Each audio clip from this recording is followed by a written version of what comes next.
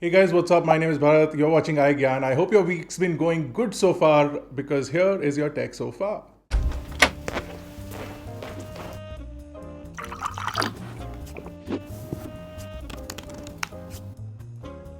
Tech so far. Now, leaked images of the Moto Razr 5G or the Moto Razr 2020 have come out, and they suggest some new changes to the Moto Razr. Some welcome, some not so welcome. First of all, it's going to upgrade its chipset to the 765G chipset. Not something that I was expecting, and Motorola, when will you ever learn?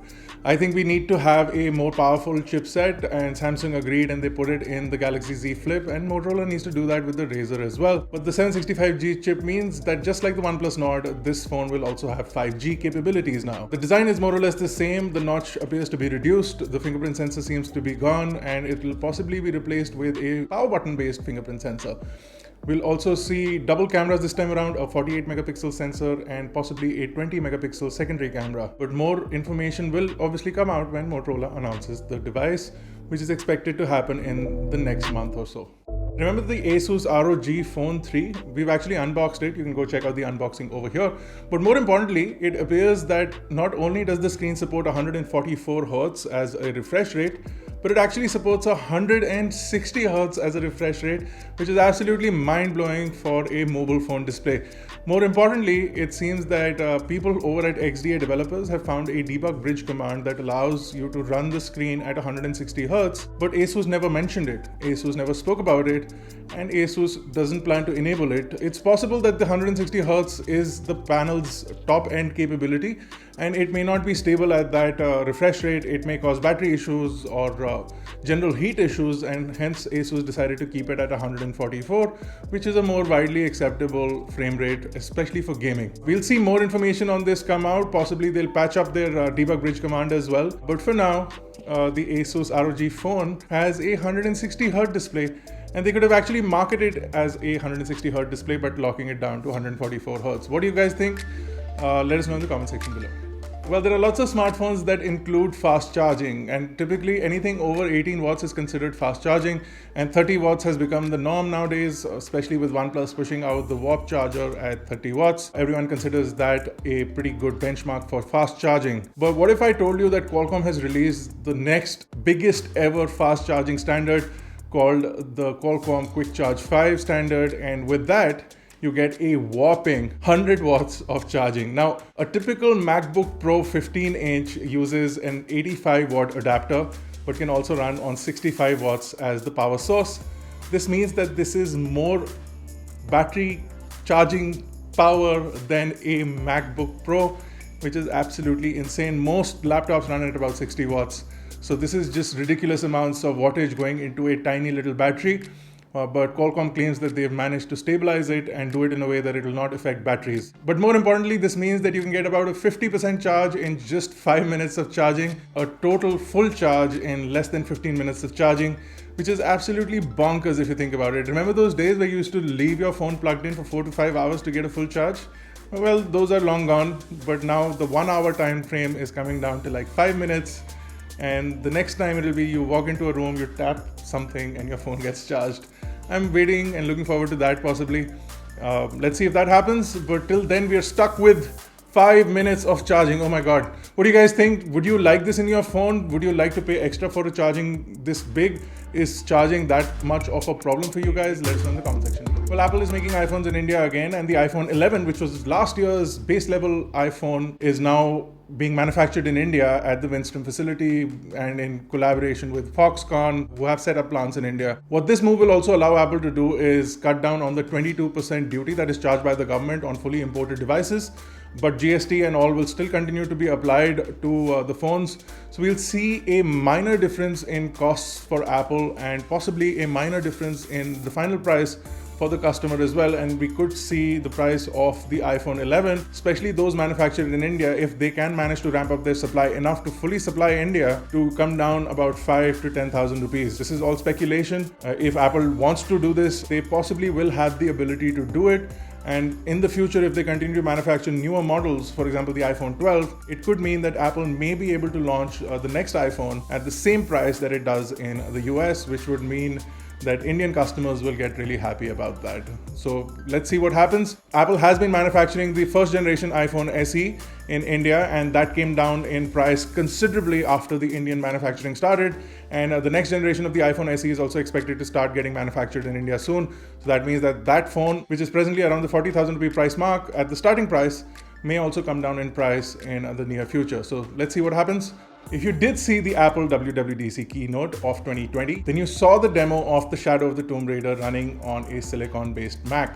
Now that was an impressive demo to begin with, but Apple also announced that the game was running on Rosetta 2, which also has something called TBDR, which stands for Tile-Based Deferred Rendering. Now this starts to capture the entire scene before it starts to render it, splitting it into multiple small regions or tiles that get processed separately. So it processes information really fast and doesn't require a lot of memory bandwidth. Now we've done an entire video on how Apple silicon-based Macs may turn out to be more energy efficient and more powerful while keeping thermals and everything down. Now you can go check out that video on the top right by clicking the button on the top right here. Now the government of India has already banned a few Chinese apps, but they're looking to ban hundreds of more China-based apps. Now these could be clones or just apps that have Chinese money in them, and that includes a lot of apps and also a lot of major companies, including those that are considered popular and secure.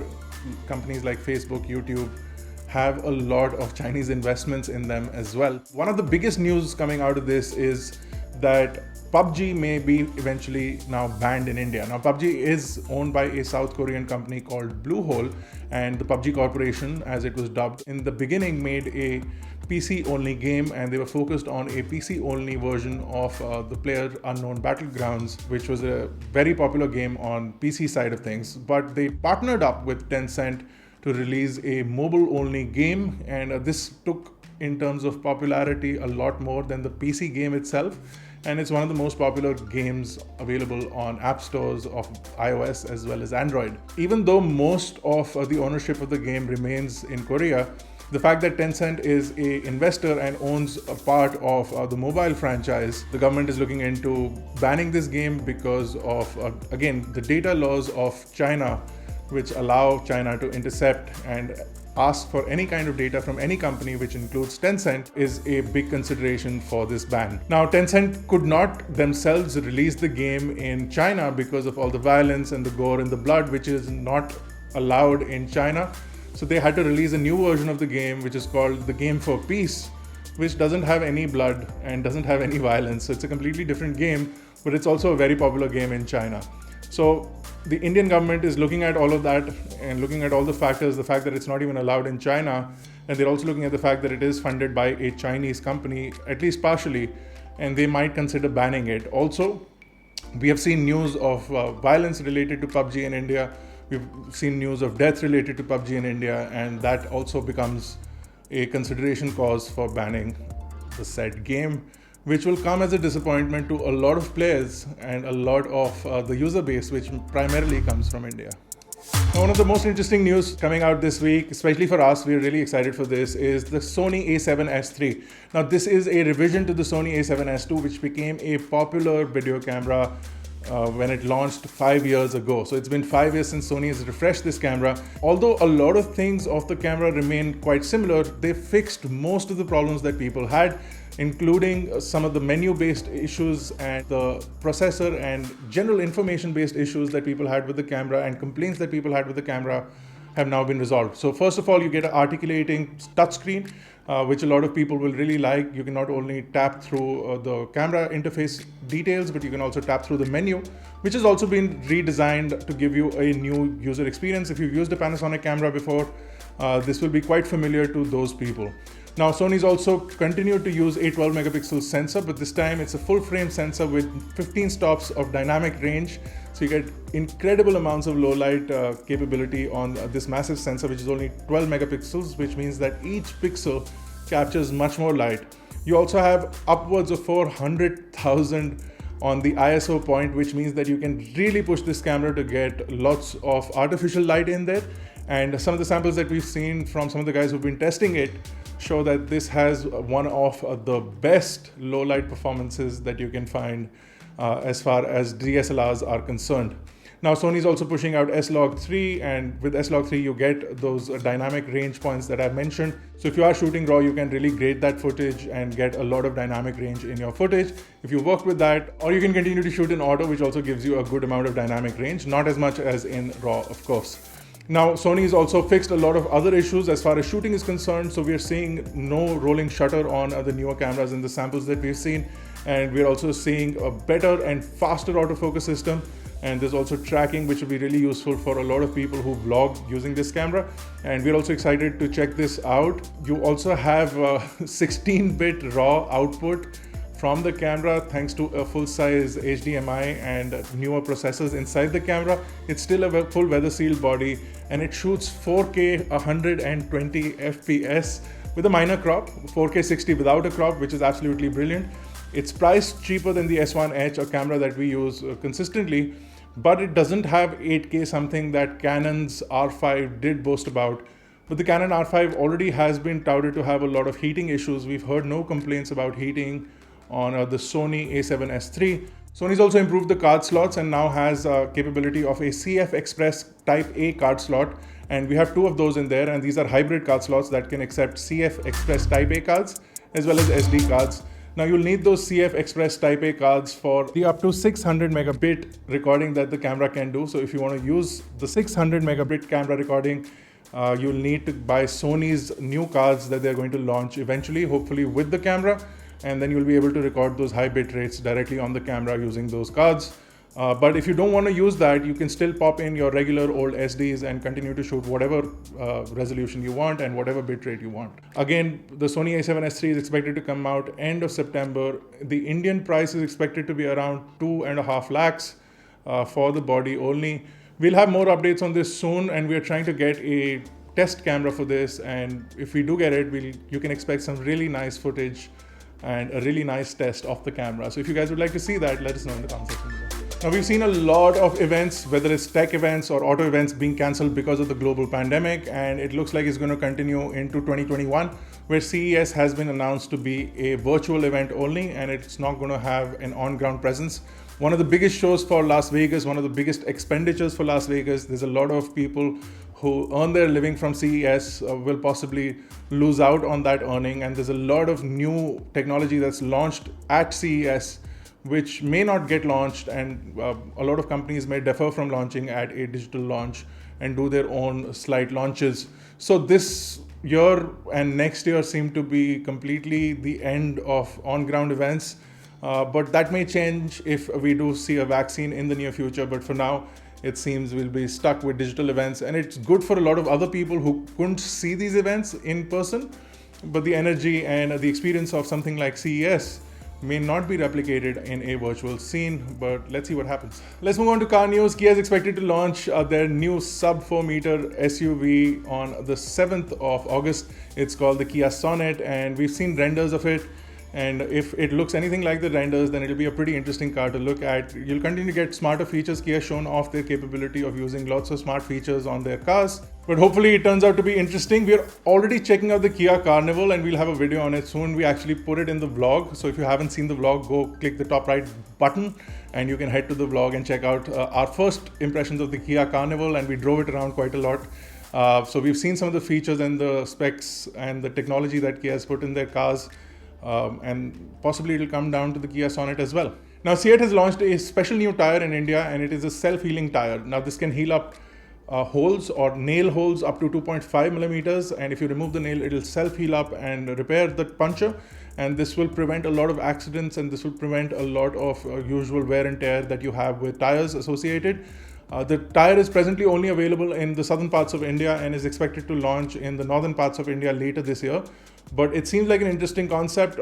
I don't know if it's filled up with a liquid or if the compound itself is self-healing, but we'll try and get more information on it. If you guys know anything about it, let us know. And if you would like to see something related to this tire, let us know, and we'll try and get that done for you as well. Now JLR, or Jaguar Land Rover, is working with the University of Cambridge to develop a new contactless infotainment technology, which means that you'll be able to interact with your infotainment on your car without touching the screen. Now this also comes at a really interesting time because of the pandemic, where people are refraining from touching things that other people have touched. So Interacting with an infotainment screen will not require touch, even though the car is considered a private space. There's a lot of germs that get passed around inside vehicles, and this will definitely reduce one contact point, which is consistent with cars nowadays, and it'll reduce the risk of passing on diseases from one person to the other.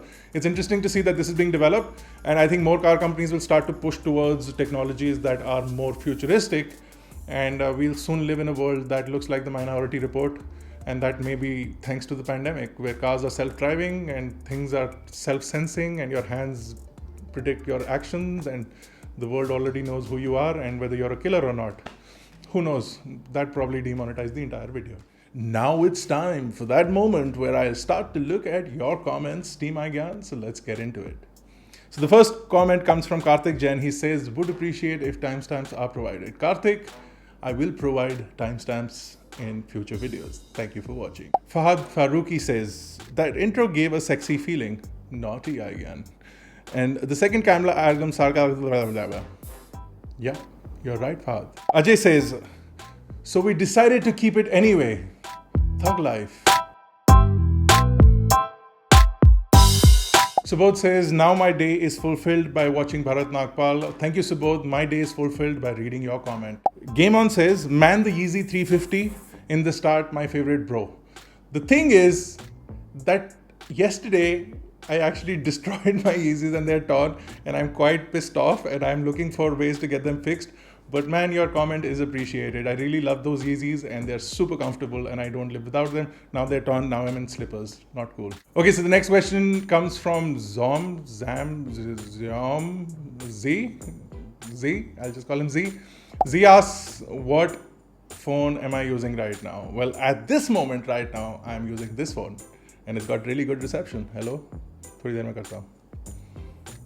Okay, that's it for this video, guys. If you enjoyed it, don't forget to smash the like button. Hit the subscribe button if you're not already a part of Team iGyaan. This has been Bharat. Thank you guys for watching. I'll see you in the next one. Da-na-na-na-na. You know you're rocking with the DRE. Yeah. If you saw the Apple Margarita.